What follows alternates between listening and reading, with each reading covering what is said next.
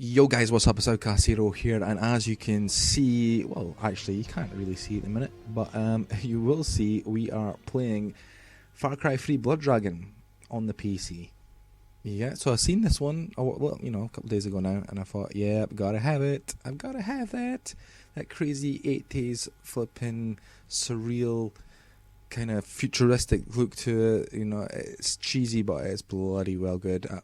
But what I'm going to do is I'm going to skip all the intro videos, just because they go on for a little bit, and I want to get straight to showing you the guys the action, what's actually happening.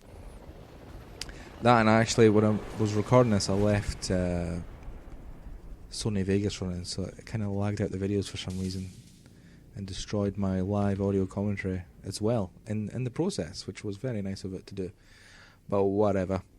So just the actual, you know, when we get into the gameplay, it seems to be fine. But I'm having to record my commentary over the top. That's probably a bad thing.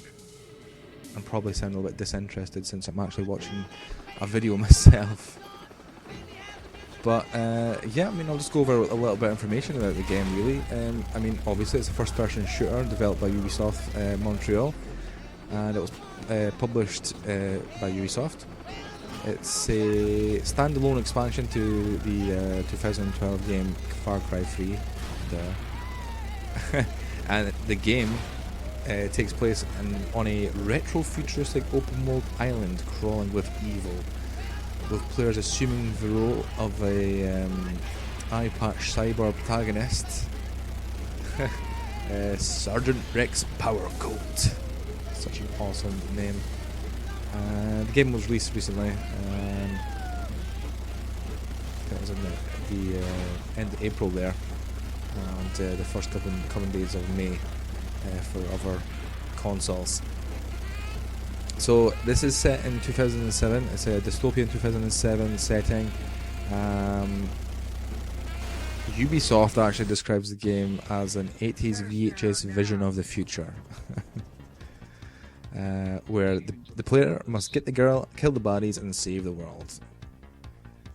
Which is, you know, something that you feel like you kind of watched.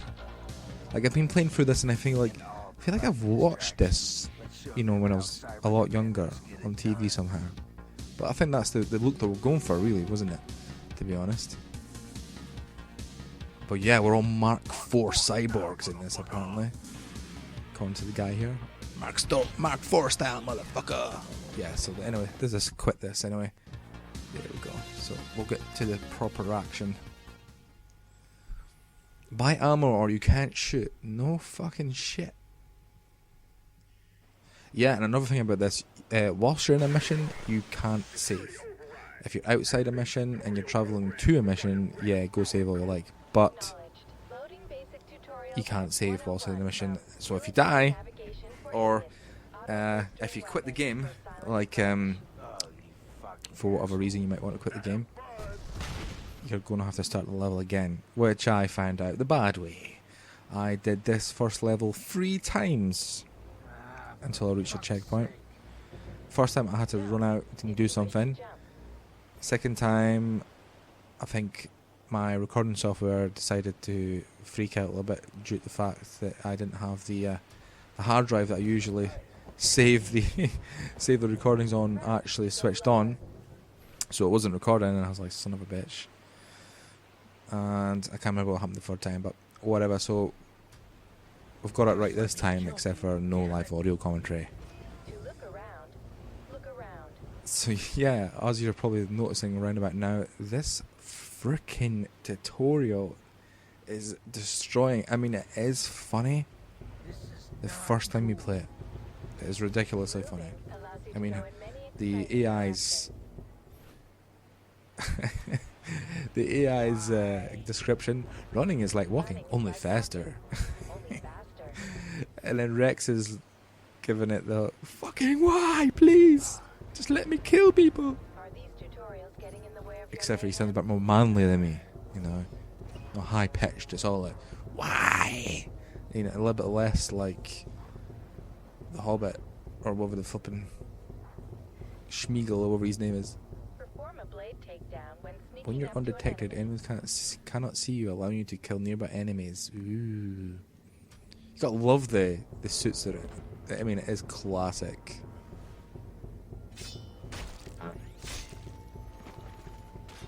Tag enemies to track them more easily. Right, so yeah, I mean, pretty much, I didn't read through much anything, but if you guys want to read what it says, I mean, just give it a quick pause. But I mean, if you're going to get the game anyway, then you probably just want to, just go with the pace of the video here. And yeah, that's so cool. You rip out their hearts. Do you remember that in all those movies? I can't remember. There was that one by the prison. Like, what the hell was it called? Fortress, I think. And the guys in that had blue blood and all that sort of thing, and artificial hearts and stuff like that. That was pretty cool. Yeah, and you got a D20 dice. What the hell did I say mouse for? A D20 dice. And a nice little Japanese blade, which it seems to be. I don't know why he's got a Japanese blade when he's an American soldier, but whatevs. I got your back, bro. So yeah, when you go into your cyborg vision, you can, like it said, you can find all these guys and they'll come up in this heat signature through anything, which is quite cool. So yeah, the chain attacks is pretty cool. I mean, you go and you do your sneak attack, and then if you just keep on pressing the direction button that you want to, of the next person, just keep on tapping that, you'll do the chain. But you do have to keep on tapping it. If you keep your finger on it, it doesn't do nothing for some reason. Now, when you go over the soldiers, you do pick up their ammo instantly, but you don't receive any money or anything like that unless you rip out their hearts. And you get to keep the hearts as well, which you'll probably see in the later videos. There is a use for the hearts. And here we go, even more flipping tutorial things. And the worst part is, it takes a piss and saying, "Are you getting bored of these tutorials yet?"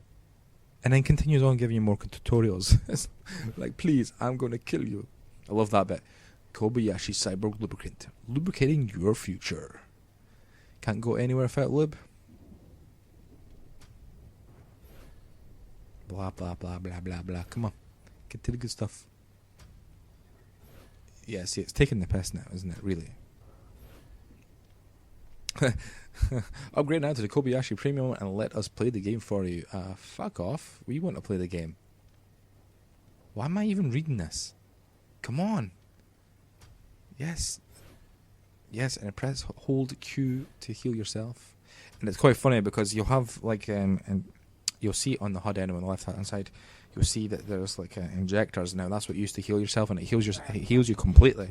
But if you run out of them, you can still heal yourself by like 2 bars a time or something.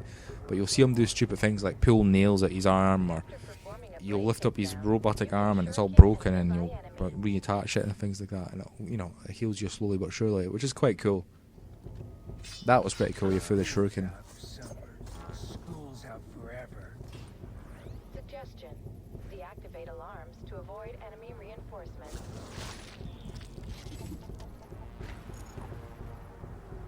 So I'm taking the sneaky approach.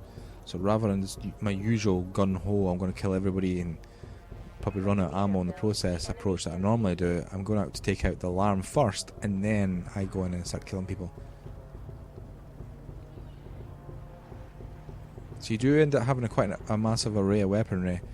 You get the assault rifle, you get sniper rifles, and all the usual stuff. But you get that standard, and you can upgrade them via attachments and things like that. You don't get that until a little bit after this mission.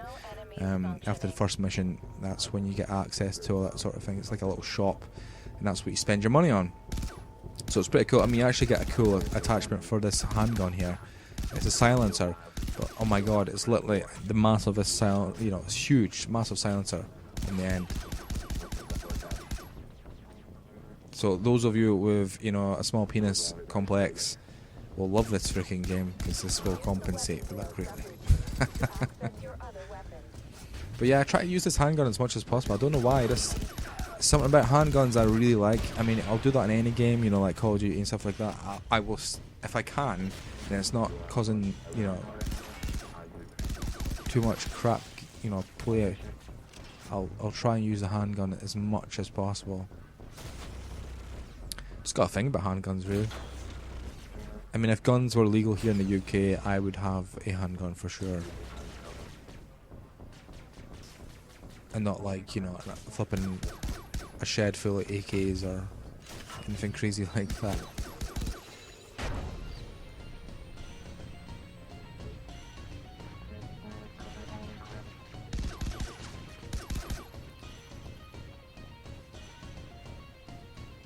Yeah, and the best thing as well, as soon as you get if you do a headshot, it's an instant kill on this game. I mean, you can sit there and you look, oh, there we go, we're using a different weapon. So that's the assault rifle.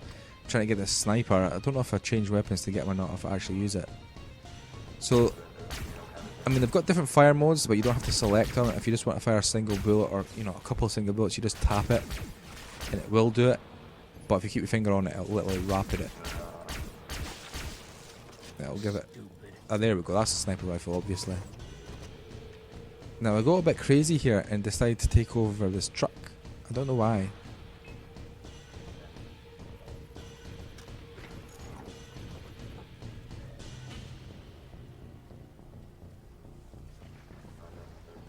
But how cool is that? All the lighting effects and things like that, it's just so nice in this game. I mean, I know they're completely unrealistic, but it's just really, really nice to look at. I almost die at this point, I think, just because I want to use this gun. As you can see, the more close to death you get. I mean, you do have the energy bar at the bottom left underneath the minimap, but obviously you can visually see his vision, you know, degrading as he's getting closer to death. Objective complete. Briar Patch, why didn't you tell us this was a mega force? They were a mega force. Now Sloan's gone rogue, and we need to Did you see that? I thought that gun seemed to have kind of like just download the data from the mainframe. extended out. Yeah, it does. Huh, it must have compact when he's got it away somehow. That's pretty cool. Colonel Ike Sloan. I served under him too, Spider. No way he went rogue. Not him. You gotta love this guy. He's wearing absolutely no armor whatsoever. He's just wearing his pimped out leather suit. What the hell is going on? I don't know about you, but full leather outfits can't really be all that Eliminate all tactically Elite Force soldiers while protecting usable. Spider. You know, I mean, it's like when you see like movies and the chicks are wearing like, you know, the flipping leather trousers and they're kicking ass. I'm like, you'd be lucky if you can lift your leg high enough for that sort of thing. And those damn trousers, surely. Reminder, It might just be me. blade takes I just figure out those type of things. I just figure those type of things would just really suck for fighting in. You know? protecting heavily armored But if you guys, you know, fight whilst wearing leather trousers and, you know, all that tight sort of stuff, and you find it really easy, then leave a comment. Let me know. I would be very interested in finding out. If it turns out that it is, you know, practical, I will go and buy myself a pair of leather trousers right now, and some talc, maybe some Kobayashi lubricant to get myself in and out of them.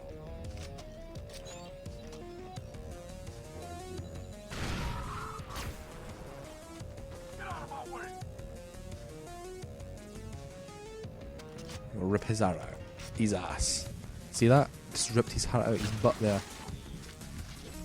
What are they building here? What do you mean no it didn't? Of course I bloody did. Where else was it coming out? Because it wasn't coming out his back because he had a big backpack on. Factory jobs in Detroit.